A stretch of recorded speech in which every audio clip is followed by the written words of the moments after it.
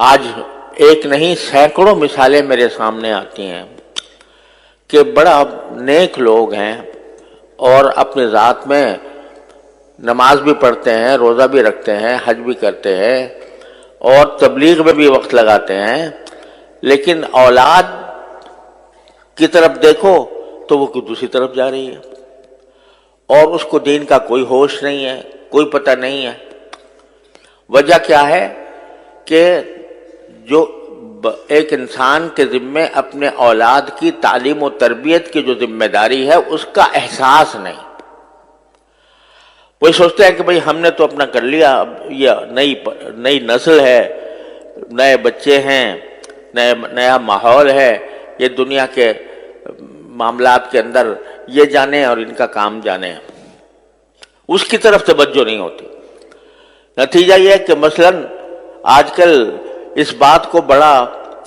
معیار فخر سمجھا جاتا ہے کہ ہم نے اعلیٰ تعلیمی اداروں میں ان کو تعلیم دلوائی ہے، ایسے اسکولوں میں تعلیم دلوائی ہے کہ جہاں دنیا کے علوم بڑے اچھے معیار کے ساتھ پڑھائے جاتے ہیں، وہاں ہم نے ان کو بھیج دیا۔ اب وہاں جا کر ان کی جو ذہن ہے یا ان کا جو فکر ہے، سوچ ہے، وہ بالکل مختلف راستہ اختیار کر لیتی۔ لوگ بڑے فخر سے کہتے ہیں کہ بھئی میرے بیٹے نے جو ہے وہ فلاں ڈگری حاصل کی ہے، اس کے اندر نمایاں پوزیشن لی ہے اور اس کو اسکالرشپ دی گئی ہے اور اس کی اسکالرشپ کے ذریعے اس کو باہر بھیجا جا رہا ہے۔ بے دھڑک اس کو ایک اعلیٰ فخر کی بات سمجھ کر اپنی اولاد کو باہر بھیج دیتے ہیں، اور باہر بھیجنے کے بعد وہ اولاد پھر بعد میں خود روتے ہیں کہ یہ ہمارے ہاتھ سے نکل گئی۔ ایسے مثالیں بے شمار ہمارے سامنے آتی ہیں۔ اچھے خاصے نیک لوگ، اور بس اس لیے اس فکر میں کہ ان کو بہت اعلیٰ ڈگری مل جائے گی تو ان کو بڑی اعلیٰ ملازمتیں ملیں گی، بڑا ان کا اعلیٰ روزگار ہو جائے گا، اس کی فکر میں انہوں نے ان کو باہر بھیج دیا۔ اور باہر حیرانی ہوتی ہے کہ تہجد گزار لوگ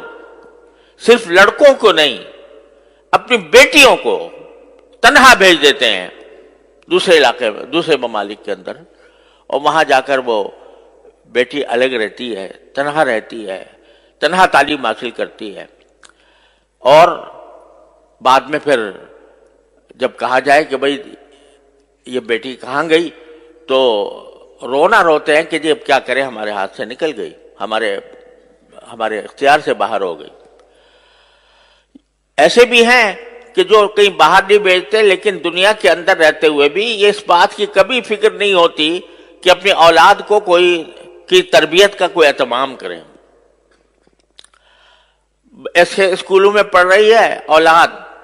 جہاں دین کا نام و نشان نہیں، ایک مشکل سے ایک اسلامیات کا گھنٹہ ہوتا ہے، وہ بھی اسلامیات کے گھنٹے میں کوئی نہ ان کو یہ پتہ چلتا ہے کہ وضو کب کرنا چاہیے، کیسے کرنا چاہیے، نہ ان کو یہ پتہ چلتا ہے کہ نماز کے کیا طریقے ہوتے ہیں، نہ ان کو قرآن کریم پڑھنا آتا ہے، نہ ان کو دین کے بنیادی احکام کا علم ہوتا ہے۔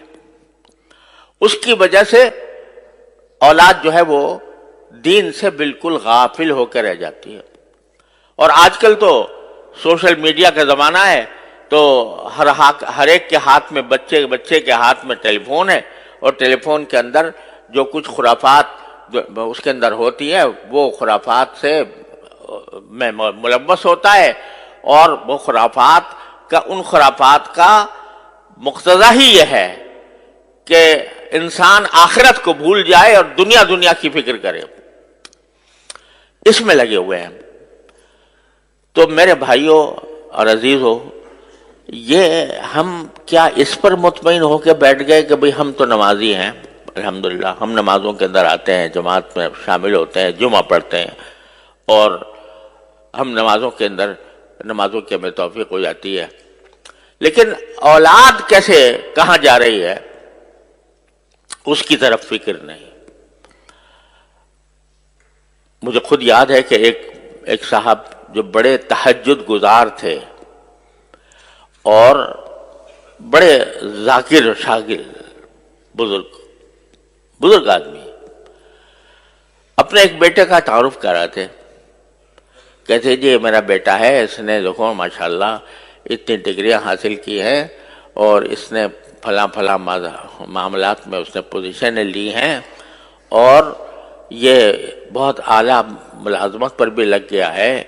یہ ساری اس کے اندر خوبیاں ہیں. البتہ ذرا تھوڑا سا بے دین ہو گیا, تھوڑا سا بے دین ہو گیا. کیا مانا کہ یہ ساری باتیں تو بہت اعلیٰ درجے کی ہیں لیکن ایک چھوٹی سی خرابی ہے کہ بے دین ہو گیا. العیاذ باللہ العلی العظیم. گویا بے دین ہونا یہ کوئی ایسی معمولی سی بات ہے جیسے کوئی آدمی یہ کہے کہ بھئی اس کے اندر ساری خوبیاں ہیں لیکن چھوٹی سی ایک بات ہے مکروہ درجے کی, معمولی سی, وہ یہ کہ بے دین ہو گیا. خدا کے بندے اس کی مثال ایسی ہے جیسے ایک مشہور ہے کہ ایک حکیم صاحب علاج کیا کرتے تھے کسی کا, تو وہ علاج میں اس کے کبھی کوئی تکلیف پیدا ہو جاتی تھی, کبھی کوئی تکلیف پیدا ہو جاتی, کوئی اس کو دست آ جاتے تھے کچھ, تو حکیم صاحب کہا کرتے تھے کہ اچھا کرو نکل رہا ہے دست, جو مادہ ہے وہ سب باہر جا رہا ہے, فکر نہ کرو ٹھیک ٹھاک ہو جائے گا. یہاں تک کہ ایک دن وہ بیچارہ دنیا سے رخصت ہو گیا تو حکیم صاحب نے کہا کہ جی اور تو ساری باتیں ٹھیک ہیں, اس کا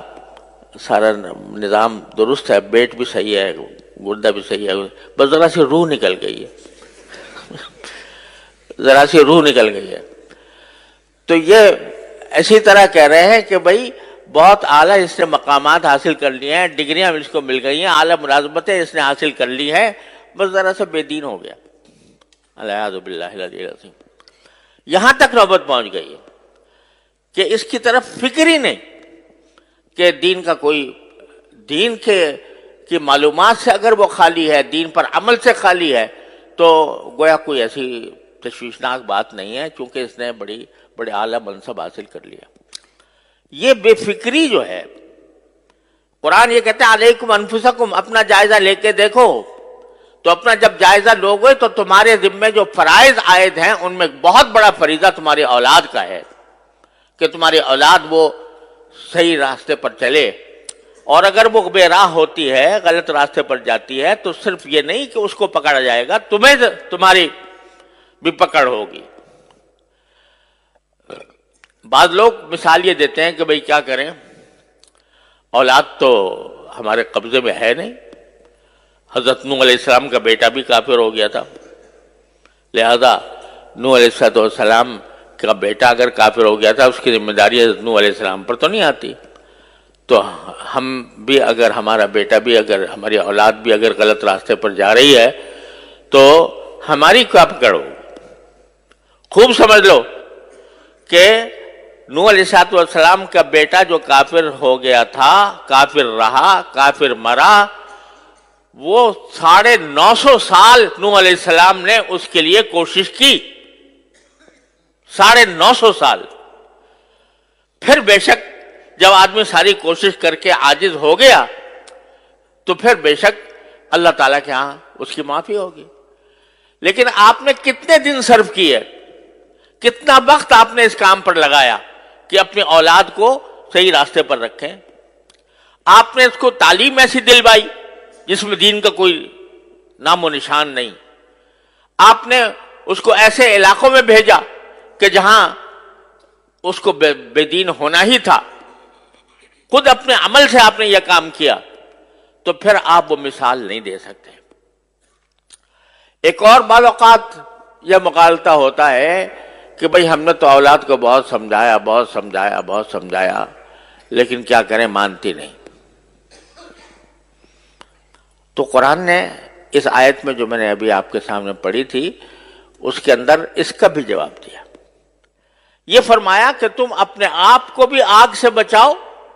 اپنی اولاد کو بھی آگ سے بچاؤ. یہاں لفظ جو استعمال کیا کہ آگ سے بچاؤ, اس میں خود ایک پیغام دے دیا کہ ایک فرض کرو تمہارا ایک نادان بچہ ہے, وہ آگ کی طرف بڑھ رہا ہے, دنیا کی آگ کی طرف جا رہا ہے, آگ کی طرف. اور خطرہ ہے کہ وہ آگ کے اندر جا کر جل جائے گا، تو کیا تم صرف زبانی فہمائش پر اکتفا کرو گے؟ یعنی صرف اس بات پر اکتفا کرو گے کہ بیٹا یہ آگ ہے، اس میں جل جاؤ گے، مت جانا اس میں، اور کیا کہ فارغ ہو جاؤ گے؟ اور اگر وہ آگے بڑھتا رہے تو کیا یہ کہو گے کہ بھئی ہم نے تو بہت سمجھایا، جا ہی رہا ہے آگ کی طرف؟ کوئی باپ اس کو آگ کی طرف جاتے دیکھ کر صرف زبانی جمع خرچ پر اکتفا نہیں کر سکتی، آگے بڑھ کر اس کو گود میں لے کر اس کو وہاں سے ہٹائے گی۔ تو کوشش وہ معتبر ہے کہ جو جس طرح دنیا کی آگ سے تم ایک اپنی نادان اولاد کو بچاتے ہو، اس طرح اتنی ہی اہمیت کے ساتھ اس کو جہنم کی آگ سے بچانے کی فکر کرو۔ اس کے لیے ضرورت ہے کہ تم اپنے گھر میں ماحول ایسا پیدا کرو، بچوں کو ایسی تعلیم دو، جب تک کہ بچہ قرآن کریم نہ سیکھ لے، قرآن کریم اس کو پڑھنا نہ آ جائے، اس وقت تک کسی اور کام میں اس کو مت ڈالو۔ ہمارے ہاں الحمدللہ مسلمانوں کی تاریخ یہ ہے کہ سب سے پہلی تعلیم جو بچے کو دی جاتی تھی وہ قرآن کریم کی ہوتی تھی، ناظرہ ہی صحیح، لیکن ناظرہ قرآن کریم بھی انسان کی زندگی میں انقلاب برپا کرتا ہے۔ اگر صحیح طریقے سے ناظرہ پڑھ لے نا بچہ تو اس کے دل میں ایمان کا بیج پڑ جاتا ہے، اور پھر آگے وہ ایمان کا بیج اس کو بہت سی برائیوں سے روکتا ہے۔ تو جب تک اس بات کا یقین نہ ہو جائے کہ میرا بچہ قرآن کریم پڑھنے کے قابل ہے، اس وقت تک اس کو آگے نہ بھیجو۔ اب ہمارے یہاں وزیر تک بن گئے ہیں لوگ، اور جب ان سے کہا گیا قل اللہ پڑھ لو تو قل اللہ پڑھنے نہیں آ رہا۔ تو در حقیقت یہ اس لیے کہ ہم نے ہمارے ذہن سے دین کی تعلیم و تربیت کی اہمیت ہی ختم ہو گئی۔ ہمارے دل میں اس کی اہمیت ہی نہیں ہے کہ ہمارا بچہ جو ہے وہ دین کی معلومات، دین کا علم حاصل کرے۔ نہ صحیح، ٹھیک ہے، ہم نے یہ نہیں کہتے کہ آپ ہر ایک کو عالم دین بناؤ، ہر ایک کا عالم دین بننا بھی فرض نہیں ہے کہ آپ پورا درس نظامی پڑھاؤ 8 سال تک، لیکن اگر کم از کم جو انسان کے ذمہ فرض عین ہے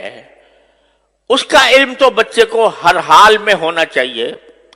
اور اس کے لیے کسی ایسی درسگاہ، الحمدللہ اب ایسی درسگاہیں موجود ہیں جس میں جو دنیاوی تعلیم کہلاتی ہے وہ بھی الحمدللہ اس میں پڑھائی جاتی ہے، اور اس کے ساتھ ساتھ اس کو مسلمان بنانے کی بھی فکر ہوتی ہے، اس کو دینی معلومات بھی فراہم کی جاتی ہے۔ ایسی درسگاہوں کے اندر اس کو بھیجو۔ جب تم خود ایسے درسگاہوں میں بھیج دو گے جہاں پر الحاد اور بے دینی کا چرچا ہے، تو پھر وہ اس کی ذمہ داری تمہارے اوپر عائد ہوتی ہے کہ تم نے ایسی جگہ بھیجا کیوں۔ اور دوسری بات یہ کہ اگر فرض کرو کہ کوئی بچہ آپ نے کسی درسگاہ میں بھیجا، کسی اسکول میں بھیجا، وہاں پر دین کی معلومات اس کو حاصل نہیں ہو رہی، دین کا علم اس کو حاصل نہیں ہو رہا، تو کم از کم اتنا تو کر لو کہ اپنے گھروں کے اندر تھوڑا سا وقت اپنے بچوں کے ساتھ ایسا نکالو جس میں کچھ دین کی معلومات بچوں کو فراہم کی جائیں۔ کم از کم سیرت طیبہ، نبی کریم صلی اللہ علیہ وسلم کی سیرت طیبہ سب مل کر گھر والے بیٹھ کر تھوڑا سا وقت نکال کر اس میں پڑھیں۔ اس سیرت طیبہ میں نبی کریم صلی اللہ علیہ وسلم کے حالات زندگی بھی ہیں، اس میں نبی کریم صلی اللہ علیہ وسلم کے اخلاق بھی ہیں، آپ کی معاشرت بھی ہے، آپ کے سکھائے ہوئے آداب بھی ہیں، وہ سارے کے سارے اکٹھے بیٹھ کر پڑھیں۔ اس میں کیا مشکل کام ہے؟ رات کو تھوڑا سا وقت سونے سے پہلے اپنے سارے بچوں کو جمع کر کے، اور اس میں خود نبی کریم صلی اللہ علیہ وسلم کی سیرت طیبہ کی کوئی کتاب پڑھ لو سب بیٹھ کے، اور اس کے اندر نبی کریم صلی اللہ علیہ وسلم کی سنتیں بھی اس میں بیان ہوں گی۔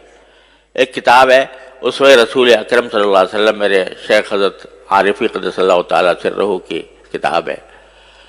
وہ سامنے رکھ لو، اس کو تھوڑا تھوڑا کر کے پڑھو اور سب اس کو سنیں، اس کو سمجھے، تو کم از کم گھر کے ماحول کے اندر ایک ایسا مدرسہ قائم ہو جائے گا، اور یہ اصل مدرسہ ہے۔ نبی کریم صلی اللہ علیہ وسلم کے عہد مبارک میں کوئی باقاعدہ مدرسہ نہیں ہوتا تھا، صفہ تھا جس میں صحابہ کرام مختلف علاقوں سے آ کر تھوڑے سے پڑھ گئے تھے، وہ انہوں نے تو اپنے آپ کو خاص کر لیا تھا اس کے لیے۔ لیکن ہر صحابی کا اپنا گھر خود مدرسہ تھا دین کا۔ ہر صحابی کے گھر میں تذکرے نبی کریم صلی اللہ علیہ وسلم کی سنت کے ہوتے تھے، آپ کی سیرت کے ہوتے تھے۔ اس کے نتیجے میں جو اولاد پیدا ہو رہی تھی وہ اولاد بھی سیرت اور سنت کے سانچے میں ڈلی ہوئی تھی۔ اس میں کیا مشکل کام ہے؟ میں کہتا ہوں 15 منٹ نکال لو، صرف 15 منٹ روزانہ، اور اس میں نبی کریم سرور دو عالم صلی اللہ علیہ وسلم کی سیرت طیبہ پر مشتمل کوئی کتاب پڑھی جائے، اور پڑھ کر بچوں کو اس کا علم دیا جائے سیرت طیبہ کا، اور پھر سیرت طیبہ کے ساتھ جو بنیادی ضروریات ہیں دین کی، وضو کے احکام، نماز کے احکام وغیرہ وغیرہ، اور اخلاق، آداب، کس چیز کے کیا ادب ہے، کھانے کا کیا ادب ہے، سونے کا کیا ادب ہے، بازار جانے کا کیا ادب ہے، خرید و فروخت کا کیا ادب ہے، یہ ساری باتیں رفتہ رفتہ روزانہ کر کے اگر 15 منٹ بھی روزانہ ہر انسان، ہر مسلمان نکال لے اور اپنے اولاد کی اس طرح تربیت کرنے کی فکر کرے، تو انشاءاللہ اللہ تعالیٰ کی رحمت سے ایک انقلاب آ جائے گا۔ لیکن چونکہ فکر نہیں، تو اس کی وجہ سے یہ چھوٹا سا کام بھی نہیں ہو پا رہا، اور قرآن اسی کی طرف متوجہ کر رہا ہے کہ تم ساری دنیا کے اوپر تنقید کرتے ہو کہ فلاں جگہ یہ ہو رہا ہے، فلاں جگہ یہ ہو رہا ہے، سیاسی ماحول کے اندر